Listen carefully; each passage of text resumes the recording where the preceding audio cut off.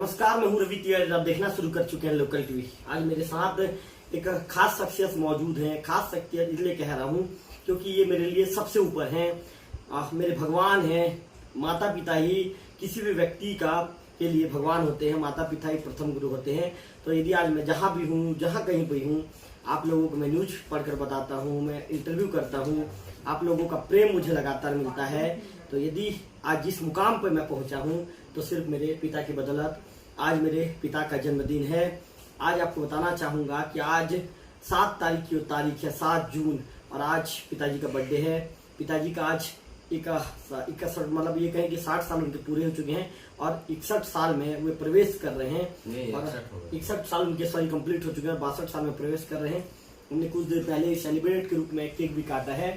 तो मेरे camera person Vicky से मैंने कहा कि विक्की, हम क्यों ना हम अधिकारियों का इंटरव्यू करते हैं, नेताओं का इंटरव्यू करते हैं, समाज सेवियों का इंटरव्यू करते हैं, तो क्यों ना मुझे भी दिल से अंदर से लगा कि आज मेरे पिता का इंटरव्यू करना चाहिए। तो मेरे कैमरा पर्सन विक्की भी तैयार हो गया और आज मैं मेरे पिता का इंटरव्यू कर रहा हूँ। और मेरे लिए बड़े गर्व की बात है, मेरे लिए बड़े सौभाग्य की बात है कि जो मेरे जन्मदाता हैं, जिन्होंने मेरे भविष्य का निर्माण किया, जिन्होंने मुझे गढ़ा, आज मैं उनका इंटरव्यू कर रहा हूँ। तो सबसे पहले तो पिताश्री का आशीर्वाद लेना चाहूंगा क्योंकि उनके चलते आज यहाँ पर हूँ मैं। सबसे पहले तो पिताश्री का लोकल टीवी में स्वागत है। धन्यवाद। आज आपके जीवन का 61वां पड़ाव पार हो चुका है, 62वें पड़ाव पर आप प्रवेश कर रहे हैं। आपके जीवन के चूंकि आपके कितने साल में आपकी सर्विस लगी, कितने साल से आप नौकरी कर रहे हैं, और नौकरी के दौरान के जो अनुभव है, जो संघर्ष है, उन बातों का हमारे लोकल टीवी दर्शकों को बताइए। सबसे पहले मैं लोकल टीवी टीम को धन्यवाद करता हूं और साथ में लोकल टीवी के ओनर मेरे सुपुत्र रविकांत तिवारी और साथ में कैमरामैन विक्की साहू को भी धन्यवाद है कि जो मेरे साथ सहयोगी बन के हरदम साथ रहते हैं। और जैसे कि मेरे को पूछा गया कि मेरे जीवन काल की कुछ खास चीज़ बताइए, तो मेरा सर्विस सन 90 में लगा, 1990 में, और तब से मैं गरियाबंद जिला के, उस समय तो गरियाबंद जिला नहीं था, पांडुका, गरियाबंद, कुलकर्रा आदि स्कूलों में था। उसके बाद फिर सन 94 से मेरा ट्रांसफर गौरापदर हुआ और तब से इसी एरिया में कई स्कूलों में पदस्थ रह चुका हूँ। और लगभग मेरे को आज 61 साल खत्म हो चुका है और 62 यानी कि सेवानिवृत्ति के समकक्ष हूँ। और मैं अपने जो पुत्र है रविकांत तिवारी, उसके काम से बहुत खुश हूँ और वो भी बहुत मेहनती है। मैं आप सभी दर्शकों से अनुरोध करता हूँ कि वो उनका मनोबल सहयोग बढ़ाए और आगे आने बढ़ने के लिए उसको सहयोग प्रदान करें। आपने जैसा कहा कि आप गरियाबंद जिले के कई स्कूलों में रहे हैं, जब स्टार्टिंग शुरुआती दिनों में आपकी नौकरी लगी थी और जब आपके हाथ में नियुक्ति पत्र आया कि आपकी नौकरी लग गई थी, वो पल आपके जीवन के लिए कैसा था, कितना खुशमय पल था? उस समय तो मैं बहुत खुशी का पल रहा मेरे लिए, क्योंकि 7 जून को मेरा बर्थडे है और 5 जून को मैं ज्वाइनिंग लिया। मतलब मेरे को 31 मई 1990 को आदेश प्राप्त हो गया था और मेरे को ऐसा लगा कि ऊपर वाला भगवान मेरे लिए सर्विस मेरे बर्थडे के गिफ्ट में दिए हैं और मेरे को ऐसा लगा उस समय। मैं ये भी जानना चाहूंगा कि आपके जीवन में कौन ऐसे व्यक्ति हैं जो आपके जीवन में सबसे अहम हैं, जिनसे आप सबसे ज्यादा प्रेम करते हैं, और ये कहें कि आप उनका सबसे ज्यादा सम्मान क्या करते थे? सबसे पहले तो हर इंसान के लिए उनके माँ बाप ही सर्वोपरि होते हैं, क्योंकि भगवान के बाद माँ बाप को ही भगवान का दर्जा दिया गया है।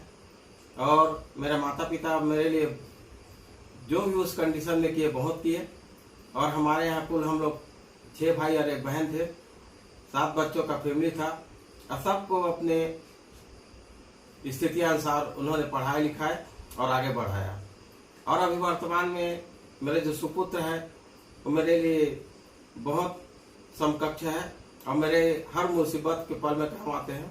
और साथ में मेरे ससुराल ऐसे की देवभोग है, हमारे जो ससुराल पक्ष के सभी सदस्य मेरे आगे पीछे खड़े रहते हैं और साथ में मेरे फैमिली का सबका सहयोग रहता है। आज आपने 61वां पड़ाव पार कर लिया है। आपके जीवन के संघर्ष के विषय में जानना चाहेंगे। आपने जीवन में कितना संघर्ष किया है और ऐसा कोई पल है क्या कि आप एकदम ज्यादा आपके जीवन में संघर्ष था और आप तनाव और टेंशन में थे? ऐसा कोई पल है क्या आपके जीवन में? खैर उतना संघर्ष तो मेरे को शुरू में नहीं करना पड़ा, क्योंकि मेरा जैसे मैट्रिकुलेट खत्म होते ही मेरे को ऊपर वाले के आशीर्वाद से नौकरी प्राप्त हुआ और 3 साल डेली यूजर्स करने के बाद 1990 में रेगुलर पोस्टिंग मिला। और उसके बाद मैं देवभोग 94 को आया और वहाँ जगन्नाथ मंदिर के पास लगभग 15-20 साल में वहीं मकान में रहा और मेरे बच्चे मेरे साथ रहते थे और हमारे ससुराल का भी मेरे को बहुत सहयोग रहता था। मेरे 3 बच्चे हैं, रविकांत तिवारी और लड़की है नेहा तिवारी और अभिषेक तिवारी। तीनों बच्चे बहुत होनहार हैं और परिश्रम करने वाले हैं। आपने बहुत अच्छी बात कही। 20 साल का जो संघर्ष था, एक छोटा सा घर था, लेकिन प्यारा सा घर था। उस छोटे से घर में 20 साल का जो संघर्ष था, उन बातों को भी लोकल टीवी दर्शक जानना चाहेंगे। उस समय भले ही हमारा घर छोटा था, लेकिन हमारे बच्चे लोगों का और हमारी मिसेस श्रीमती संयुक्ता तिवारी सबका सहयोग मेरे को रहा, क्योंकि परिवार में मुखिया को सबका सहयोग मिलना जरूरी रहता है और उनके सहयोग से वो आगे बढ़ते हैं और हर कठिनाइयों का सामना करते हुए सफलता को प्राप्त करते हैं। हमारी जो माता जी हैं श्रीमती संयुक्ता तिवारी जी, वो जिस तरह का मेहनत करती हैं, उनके मेहनत को लेकर आप क्या कहना चाहेंगे? क्योंकि उनका भी संघर्ष आपके साथ जुड़ा है और उनके संघर्षों की बदौलत ही आज हम सफल हुए हैं। वो भी भले ही गृहिणी है, लेकिन बिल्कुल कदम से कदम मिला के साथ देती है और हर अच्छे काम के लिए अपना सहयोग रखती है।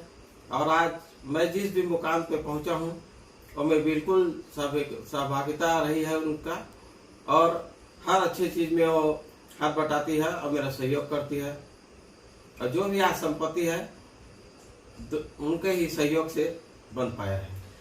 हमारे जो स्वर्गीय दादा दादी हैं, उनका कैसे आपको प्रेम मिला है? आपके भाइयों का आपको कैसे प्रेम मिला है? जिस दौरान आप गरियाबंद में रहा करते थे, उस दौरान कैसा कोई वाकया है कि आपके स्वर्गीय माता पिता के साथ जो उन बातों को आप आज भी याद करते हैं? हमारे उस समय परिवार में तो 7 बच्चे थे हम लोग, 6 भाई 1 बहन। मेरी बहन शादी होकर मंडला डिस्ट्रिक्ट गई है और 2 भाती और भाचा है, उनका भी बाहर बढ़िया है। और हमारे जितने भी भाई भाभी है सबका सहयोग अच्छा है और उन लोग मेरे को हरदम सहयोग प्रदान करने के लिए तत्पर रहते हैं। चूंकि आप आने वाले साल में आप रिटायर हो जाएंगे, मेरे ख्याल से मई के महीना के आसपास, जून में आप रिटायर हो जाएंगे। 5 जून की तारीख होगी। तो चूंकि आपके नौकरी के लिए बहुत कम समय, लगभग 1 साल का ही समय बच गया है, तो आप कैसा फील कर रहे हैं? क्या जब आपके नौकरी का मतलब ये आपके नौकरी का जो समय है जो पूरा होते जा रहा है, समय सामने आ रहा है, तो कैसा फील कर रहे हैं, कैसा लग रहा है? आदमी एक कर्मचारी के लिए खुशी और गम दोनों की बात होती है, क्योंकि खुशी इस बात की रहती है कि वे मतलब बिल्कुल साफ सुथरा छवि रखते हुए अपना सर्विस पूरा कर चुका हूं। और गम इसी रहता है कि हम हमारे कर्मचारियों के साथ मिले रहे इतना साल में, सभी स्कूल में मेरा हर कर्मचारियों के साथ अच्छा व्यवहार रहा और उन लोग भी मेरे को सहयोग प्रदान किए। उनसे बिछड़ने के लिए थोड़ा गम भी लगता है, बाकी खुशी का पल है। मैंने देखा है देवभोग के अधिकांश लोग आपको प्यार से जीजा जी कहकर ही बुलाते हैं। देवभोग के लोगों से आपका इतना गहरा रिश्ता बन गया है। देवभोग के लोगों के लिए क्या कहना चाहेंगे? कई लोग हैं जो आपको प्रेम करते हैं और प्यार से जीजा जी कहकर बुलाते हैं। देवभोग तो मेरा बिल्कुल स्थायी घर हो चुका है, लगभग 30-35 साल हो चुका है मेरे को। और जो बच्चे थे आज जवान हो चुके हैं और उनके भी बच्चे हो गए, लेकिन पूरा देवभोग मेरे से अपार प्रेम करते हैं। और एक खूबी मैं ये बताऊंगा कि कई पेरेंट्स तो उनका पिताजी भी मेरे को जीजा बोलते हैं और उनके बच्चे भी जीजा बोलते हैं, क्योंकि जीजा मेरे एक पद दिया गया है। और वैसे भी तो सबका जीजा हूँ, क्योंकि देवभोग मेरा ससुराल है, इस कारण से मेरे को सबके साथ अच्छा व्यवहार लगता है। आपके जन्मदिन के अवसर पर क्या कहना चाहेंगे, क्या कोई संदेश देना चाहेंगे? मैं यही कहूँगा कि सब अपने जन्मदिन को अच्छा से मनाएं और पूरा जिंदगी में हंसी खुशी के साथ परिवार के साथ रहे और किसी प्रकार की गलत आदत मत पाले और जीवन में अच्छा काम करते हुए अपने परिवार के साथ हंसी खुशी का जीवन बिताए। मैनपाट आप आए हैं, मेरे साथ आपका मैनपाट का टूर है। ये भी एक सौभाग्य वाली बात है कि आज मैनपाट में हमारे पिताश्री का केक काटने का अवसर हमें प्राप्त हुआ है। मैनपाट के वादियों को लेकर क्या कहना चाहेंगे, यहाँ की सुंदरता को लेकर आप लोकल टीवी दर्शकों को क्या बताएंगे? यहाँ का सुंदरता तो बहुत मनोरम है और प्राकृतिक की गिफ्ट है, गॉड गिफ्टेड, क्योंकि यहाँ पे नजरें जहाँ भी जाती है ऐसा लगता है कि ऊपर वाले ने आके अपने हाथों से हर तरफ अपने हाथ से प्रकृति को सजा दिया गया है। जहाँ जाएंगे कई प्रकार के पहाड़ जंगल आपको देखने को मिलेगा, झरना मिलेगा और ऐसा ऐसा हैरत अंगेज आश्चर्य चीज आपको देखने को मिलेगा। जैसे आप जानते हैं कि पानी कभी भी ऊपर की ओर बिना मशीन के नहीं चढ़ पाती, लेकिन यहाँ ऐसे हम नज़ारा देख के ऊपर वाला का जो गिफ्ट है कि नीचे से होके पानी कम से कम 200-300 मीटर ऊपर जा रही है। और दूसरा आश्चर्यजनक ये देखिए कि गाड़ी जैसे ढाल में डुलती है लेकिन उधर न जाके पीछे तरफ वापस जा रही है चढ़ाव में।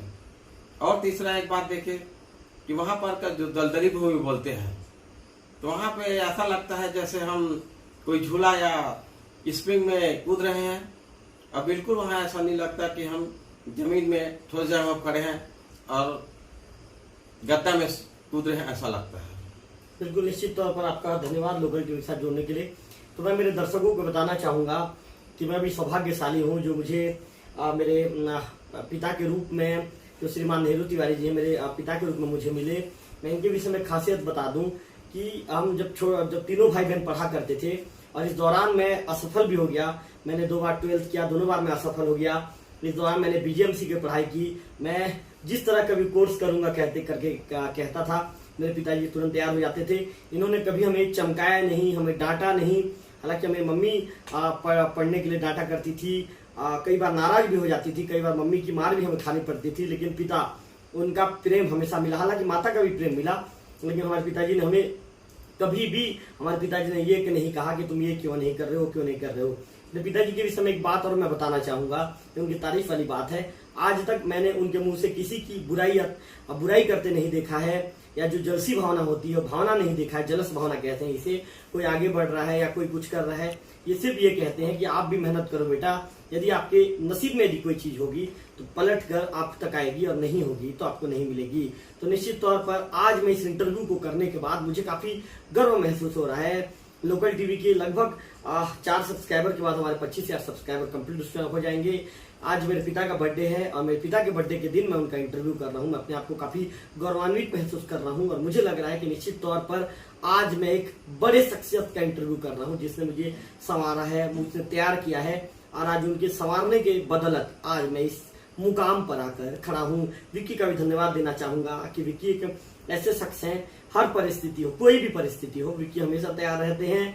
चाहे कई बार तो मैं विक्की के ऊपर नाराजगी व्यक्त कर देता हूं कि विक्की तुमको ये नहीं आता, विक्की तुमको ये नहीं आता, लेकिन विक्की कभी भी पलट कर रिप्लाई नहीं देते।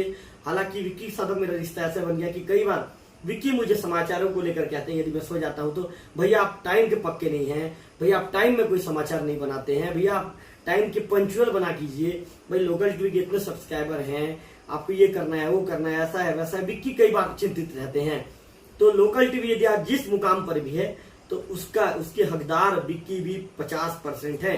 50% यदि रवि तिवारी है तो 50% विक्की भी है, क्योंकि विक्की ने जो मेहनत किया है, विक्की की मेहनत और उनके संघर्षों के बदौलत ही लोकल टीवी पर जनता ने भरोसा जताया है। और आज लगभग 4 सब्सक्राइबर के बाद हम 25,000 सब्सक्राइबर हम कर लेंगे और 25,000 जो सब्सक्राइबर भाई हैं, 25,000 परिवार के सदस्य हमारे साथ जुड़ जाएंगे। हम दर्शकों का भी आभार व्यक्त करना चाहेंगे, विक्की का भी आभार व्यक्त करूंगा, मैं खुद मेरा आभार व्यक्त करना चाहूंगा और मेरे पिताश्री श्रीमान नेहरू तिवारी जी का भी आभार व्यक्त करना चाहूंगा।